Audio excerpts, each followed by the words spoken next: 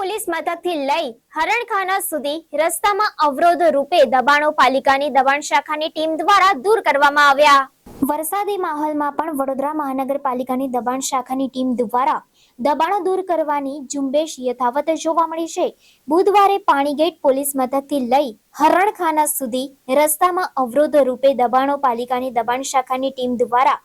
વાડી અને પાણીગેટ પોલીસ મથકના બંદોબસ્ત સાથે દૂર કરવામાં આવ્યા હતા। વડોદરા શહેરના પાણીગેટ પોલીસ સ્ટેશનથી લઈને હરણખાના રોડ ઉપર રસ્તામાં આવતા અવરોધ રૂપે દબાણો દૂર કરવાની કાર્યવાહી બુધવારે પાલિકાની દબાણ શાખાની ટીમ દ્વારા કરવામાં આવી હતી, જેમાં પાલિકાની દબાણ શાખાની ટીમે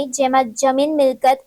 અમલદાર ટીપી, તેમનો staff, engineer, surveyor, fire department, medical, street light વિભાગ સાથે વાડી અને પાણીગેટ પોલીસ મથકના પોલીસ બંદોબસ્તને સાથે રાખીને 50 ફૂટ રસ્તા પૈકીના દબાણો દૂર કરવાની કાર્યવાહી કરવામાં આવી હતી, જેમાં આ રોડ પર આવતા મકાનોના સંડાસ, બાથરૂમ, શેડ,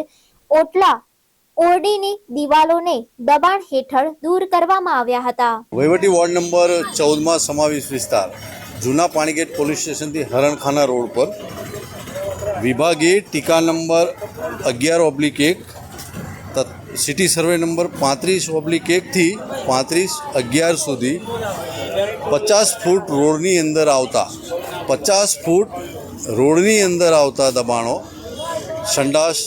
બાથરૂમ, ઓટલા, શેડ ને પાર્ટ ઓરડી એટલે ઓરડીની દિવાલ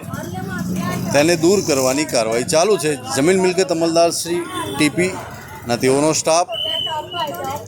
પાણીગેટ પોલીસ સ્ટેશન અને વાડી પોલીસ સ્ટેશનનો સ્ટાફ સાથે રાખી જીબી, ફાયર, મેડિકલ, સ્ટ્રીટ લાઇટ વિવિધ વિભાગોને સાથે રાખી 50 ફૂટ રસ્તામાં આવતા દબાણો દૂર કરવાની કાર્યવાહી ચાલુ છે।